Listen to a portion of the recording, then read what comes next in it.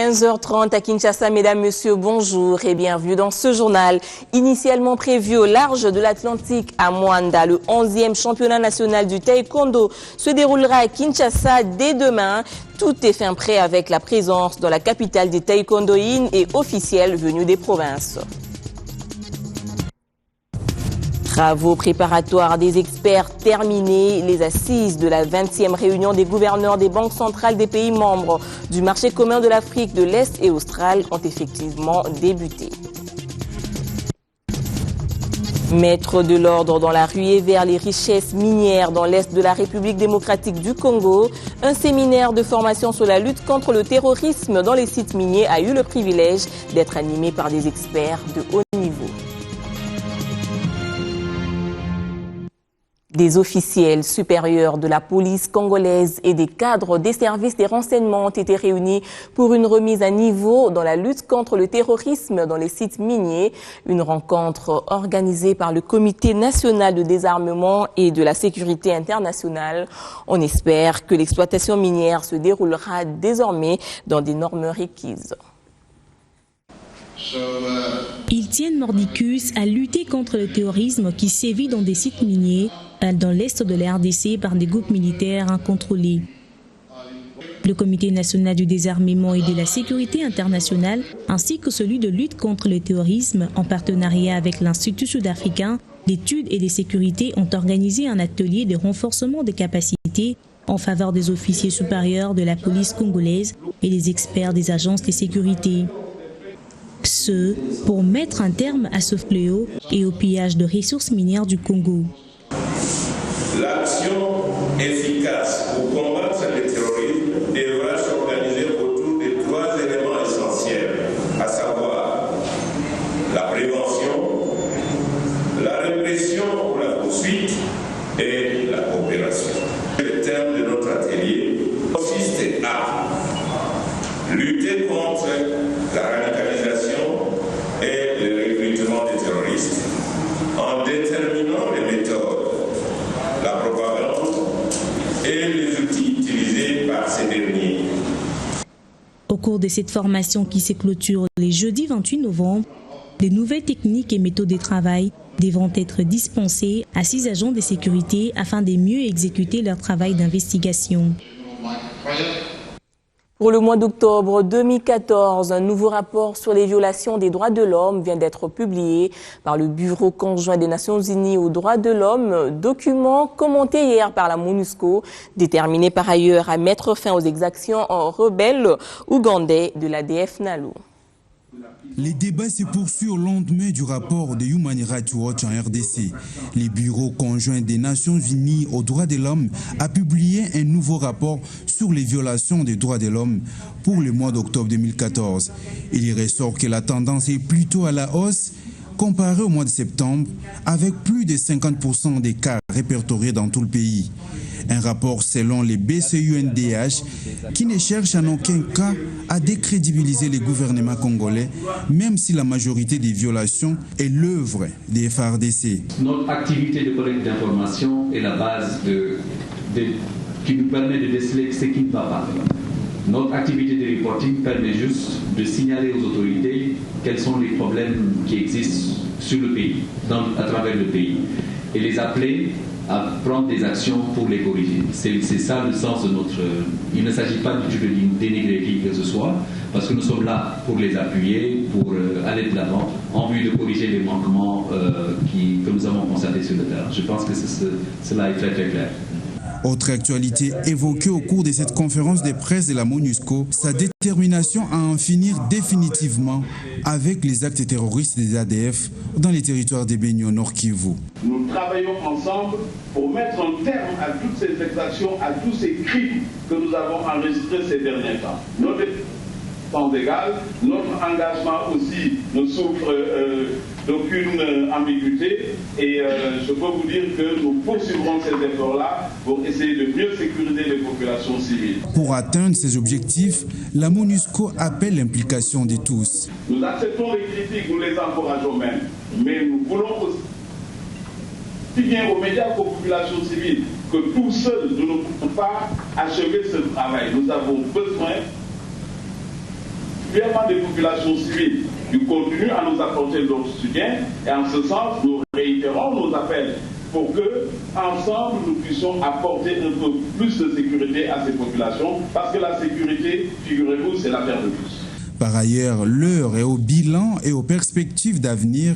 La MONUSCO totalisera les 30 novembre prochains 15 ans d'existence en RDC. Un reportage de Christian Elongo. À propos plutôt de cette insécurité persistante dans le Nord Kivu, la société civile de la province parle plutôt d'une nouvelle guerre face à laquelle elle invite la population à la vigilance. Patrick Sialouha.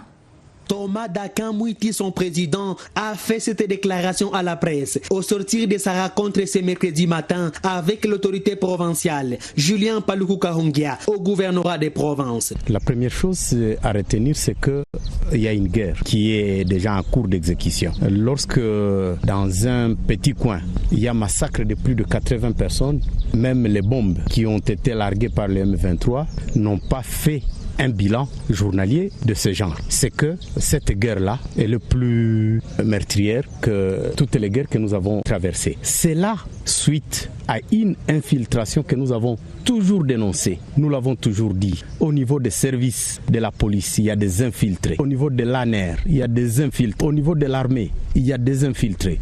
Et ce sont ces infiltrés-là qui sont utilisés par ceux-là qui sont en train de mener la guerre contre la nation congolaise. Au niveau de la société civile, nous appelons toutes les couches de la population. Tu es motard sur la route, sois un agent de sécurité. Tu es un Nyumbakumi, fais le travail de sécurité. Essaie de savoir qui sont dans le quartier, ils viennent d'où. Et tout ça, ça peut donner une contribution pour dénicher l'ennemi. De son côté, le Baraza Lawazé, l'autre structure reçue par l'autorité provinciale ce mercredi, appelle à l'union de tous contre l'insécurité. Maître Fataki Louindi est son président. Nous devons tous nous unir, tous faire un, pendant que la guerre menace la province. Et nous devons taire nos petites dissensions, mais ne revoir que le bien général par tous les moyens. Là. Les moyens, par exemple, d'information, le moyen de bien interpréter les déclarations des autorités, le moyen de banaliser les rumeurs sans pour autant les rejeter totalement. Avec ces consultations, l'autorité provinciale attend l'implication de la société civile et du Baraza Lawazé dans la mise en application des stratégies pour mettre fin à l'insécurité en province, et spécialement dans la région de Beni.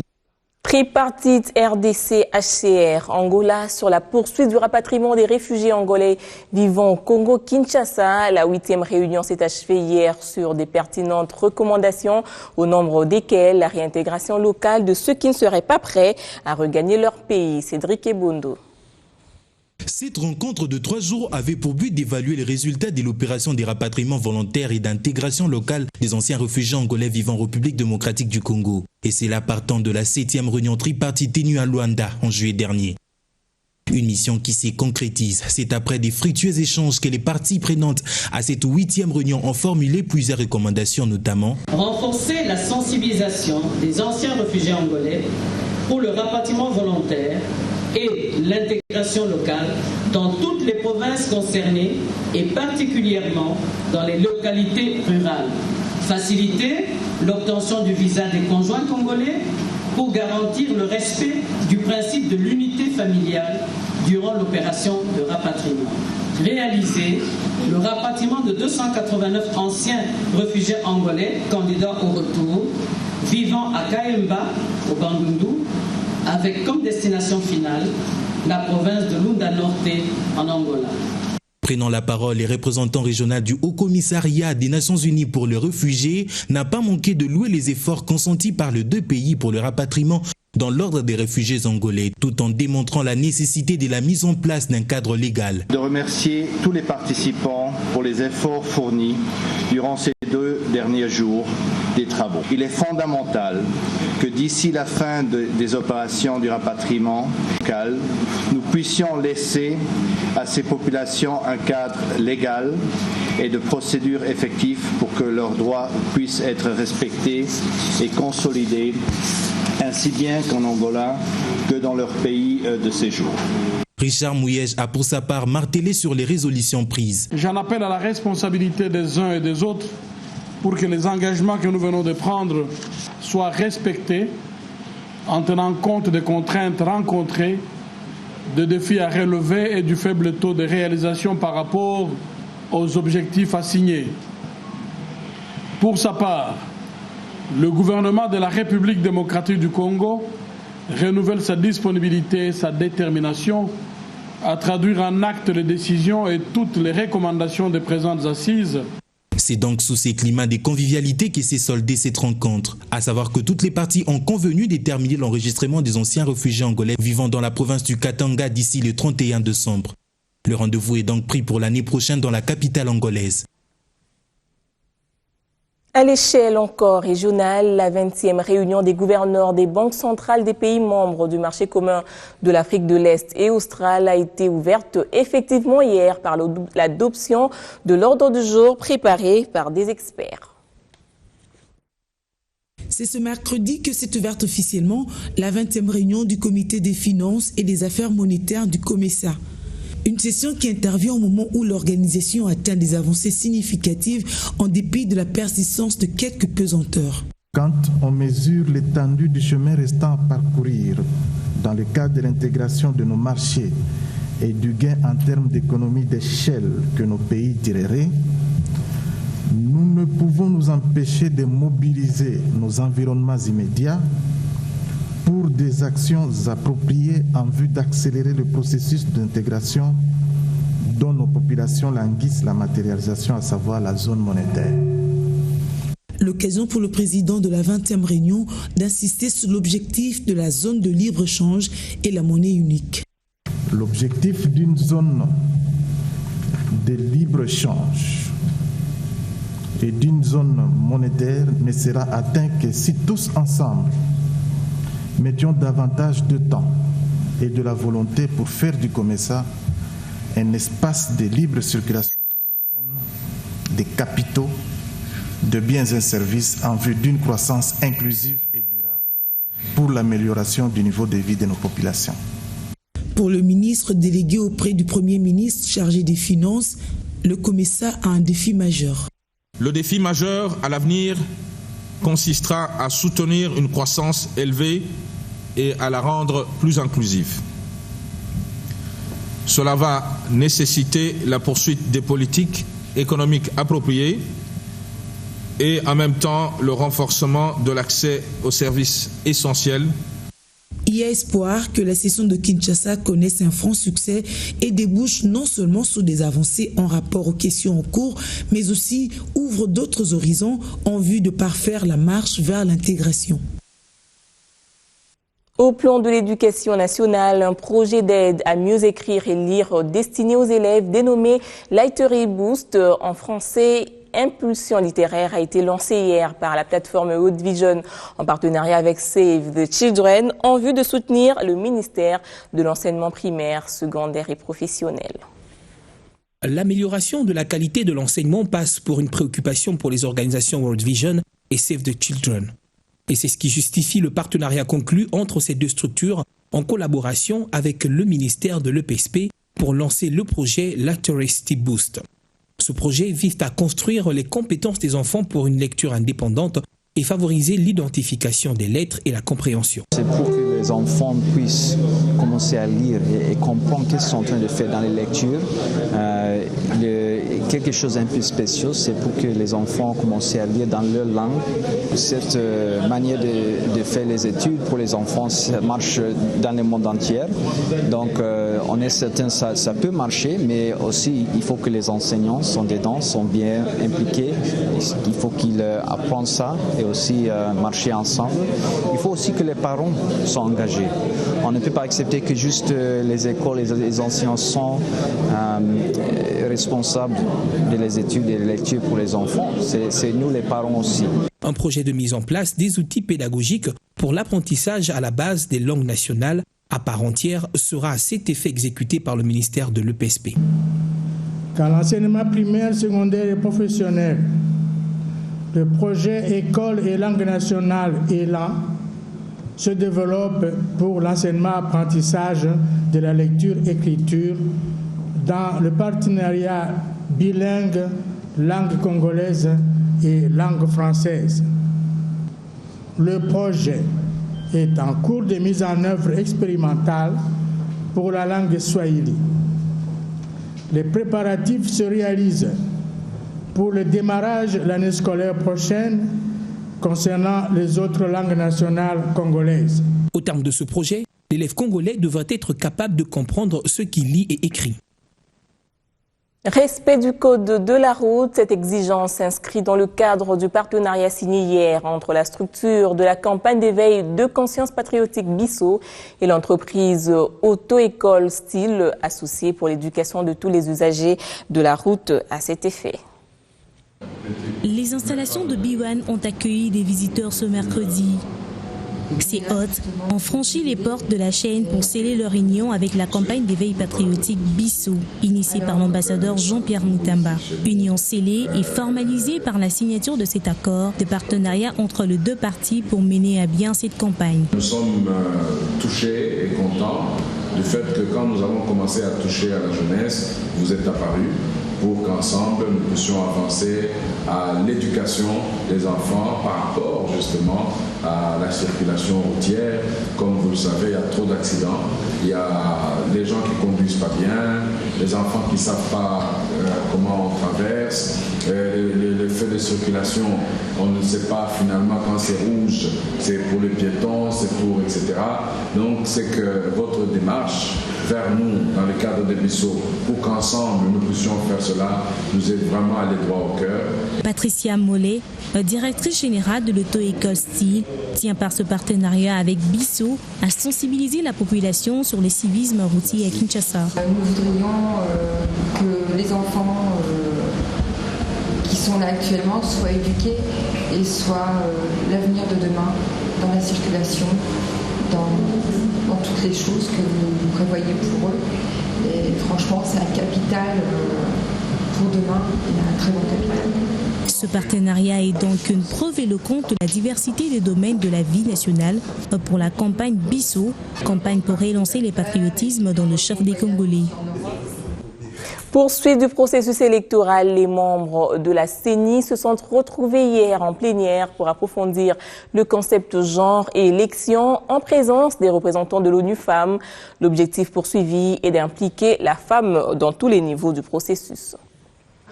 L'amélioration du score de la femme au niveau des élections, la compréhension et identification de ses besoins, ainsi que son accompagnement pour des élections inclusives, autant des questions reprises au menu de l'atelier d'imprégnation des membres de l'Assemblée plénière de la CENI axée sur les concepts de genre et élections, une question transversale qui touche plusieurs domaines. Le concept de genre va au-delà de la promotion des droits des femmes. Les contextes de genre consacre l'équilibre entre l'homme et la femme en ce qui concerne la gouvernance. Aussi, il serait intéressant que nous qui sommes appelés à appliquer cette vision au niveau de l'administration électorale, que nous puissions nous imprégner nous-mêmes pour comprendre de quoi il s'agit. Au-delà de sa participation active souhaitée au processus électoral, ces cogitations s'amèneront aussi à veiller à l'égalité des chances en vue d'un équilibre. Mettre l'homme et la femme dans les mêmes conditions de travail comme agent ou cadre électoral, permettre à la femme candidate de se mesurer à son partenaire homme dans la compétition électorale en sollicitant de celui-ci un accompagnement galant et enfin mobiliser les électeurs et l'église pour une grande participation aux différents scrutins. Au regard de l'imminence des élections municipales, urbaines et locales, l'ONU Femmes, un partenaire aussi engagé pour la cause de la jeune féminine, promet son soutien, celui de traduire en actes les théories. Pour nous, ces questions, au-delà de la rhétorique, doivent se matérialiser à travers une démarche institutionnelle. Et ce que la CENI est en train de faire participe véritablement de cette démarche d'institutionnalisation, de faire en sorte que dans l'ensemble des interventions de la CENI, que la problématique femmes-hommes puisse être prise en compte. Ces réflexions vont se clôturer ce jeudi. Une messe d'action de grâce a été célébrée hier à la paroisse Sainte-Anne de la Gombe à la demande des militants du mouvement de libération du Congo en mémoire des défunts cadres du MLC, Daniel Botetti, Marius Gangale et les gosses Bijilou. Militants, cadres, sympathisants et amis du MLC se sont réunis dans la paroisse Sainte-Anne de la Gombe pour prier en mémoire de leurs camarades morts pendant la lutte qu'ils menaient ensemble. Une messe dite à leur mémoire avec beaucoup d'amour, de quoi mériter des remerciements du secrétaire général du parti de l'opposition. On va remercier le responsable de la paroisse Sainte-Anne pour avoir accepté de célébrer cette messe en souvenir de nos camarades Daniel Botetti, Marius Gangalé, la Jos Médim. Remerciements aussi à tous nos invités qui ont répondu à notre appel pour partager avec nous ce moment de prière et de méditation. Remerciements enfin à vous tous, cadres, membres, militants et sympathisants du parti, qui êtes venus nombreux manifester votre solidarité à l'égard de nos camarades disparus. Les amis de Daniel, Marius et Lajus n'ont eu que des bons souvenirs. Il fallait quand même s'arrêter pour avoir une mémoire pieuse à l'endroit de nos amis qui nous ont quittés, Daniel Botetti, Lajos Bidiou et Marius Gangalé. Vous savez qu'ils sont morts pour leurs convictions et on ne pouvait quand même que leur dédier nos pensées aujourd'hui. Je crois que c'était vraiment indiqué que le secrétaire général du MLC, M. Thomas Louaka, a eu la bonne idée. Les trois qui sont morts, ce sont des gens que j'ai connus personnellement. Botetti, j'ai participé dans la campagne pour son élection au bureau de l'Assemblée provinciale. Donc c'est quelqu'un avec lequel on était en collaboration à tout moment. Marius Gangalé, à l'époque, était dans le groupe parlementaire du MLC. Donc les instructions du parti, c'est moi qui lui transmettais. C'est quelqu'un qui était proche de moi. Et Lajos Bidiou, en tant que président fédéral du Bas-Congo, vous savez qu'il travaille pendant 10 ans à Matadi. Donc c'est quelqu'un avec lequel on se connaît avant qu'on soit dans les MLC. Donc ce sont des gens qui me sont chers, qui sont morts brutalement. Ce n'est pas la mort qui peut interrompre la poursuite de leur lutte pour la bonne cause. Alors le mouvement pour la libération du Congo continue à croire en sa vision pour un Congo meilleur. Un regard sur la presse parue ce matin à travers les lignes FDLR à Kisangani. Le phare perçoit toujours le flou. La modicité de l'effectif qui a accepté le déplacement de Kisangani donne à penser que la main noire qui manipule les FDLR recherche ni plus ni moins une prolongation de l'ultimatum de la CIRGL et de la SADC. Dans la perspective d'une nouvelle prolongation du délai, un nouvel agenda d'ancrage en territoire congolais serait en chantier, comme c'est le cas depuis 20 ans. L'autre interrogation est de savoir si leurs parrains congolais, rwandais et autres qui les approvisionnent en armes et munitions en contrepartie des minerais qu'ils ramassent aux quatre coins de 2 provinces vont accepter de lâcher leurs fonds de commerce. Bref, les paramètres politiques, militaires, financiers et sociaux indiquent que l'éradication des FDLR reste les plus hypothétiques en dépit des menaces de la communauté internationale de mettre le paquet pour les liquider par la force. Télévision numérique, la Référence Plus ouvre ses colonnes professionnelles des médias qui exigent l'amélioration de la qualité des programmes télévisés. Ce passage va nécessiter l'amélioration des programmes actuellement proposés par les télévisions pour faire face aux problèmes financiers qui les empêchent d'enrichir leurs programmes. Le secrétaire général de l'Union nationale de la presse du Congo a plaidé pour la mutualisation des moyens des télévisions et pour une aide de l'État à la production locale. La télévision numérique terrestre et le mode de diffusion terrestre et numérique. Elle permet de réduire l'occupation du spectre électromagnétique, d'obtenir une meilleure qualité d'image ainsi que de réduire les coûts d'exploitation. En sport, taekwondo, les 11e championnats nationaux démarrent ce vendredi 28 novembre à Kinshasa. Plusieurs délégations sont déjà dans la capitale. La séance de la pesée se déroulera ce jeudi dans la journée et les compétitions seront lancées demain. L'actuel championnat a été délocalisé de Mwanda à Kinshasa. Culture à présent, la 6e édition de Ndoulle Award se déroulera le mois prochain à Matadi au Bas-Congo et le gouverneur Jacques Mbadou a été saisi par les organisateurs qui ont animé une conférence de presse à ce sujet. Aux amateurs de la bonne musique de prendre la ville portuaire d'assaut. Et voilà, c'est par cette note de culture que nous mettons un terme à ce journal. Merci de nous avoir suivis au 141 sur le bouquet Canal 7.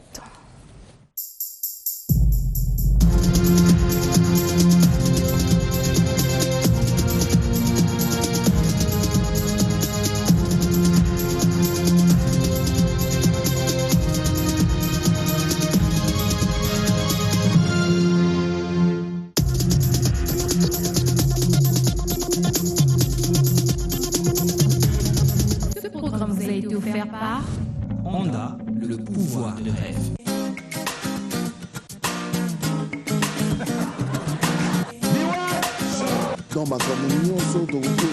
Effectivement, c'est moi qui suis mis en avant parce que c'est moi qui ai la carrière la plus